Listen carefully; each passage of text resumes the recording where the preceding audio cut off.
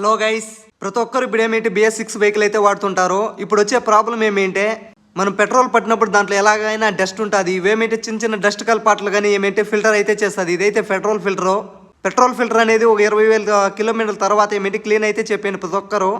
అది full black అయిపోయినప్పుడు ఏమిటి మీకు మైలేజ్ పికప్ తర్వాత ఏమిటి రన్నింగ్లో ఆఫ్ అయిపోవడం అలాంటి ప్రాబ్లం అయితే మీకైతే చాలా వస్తాయి.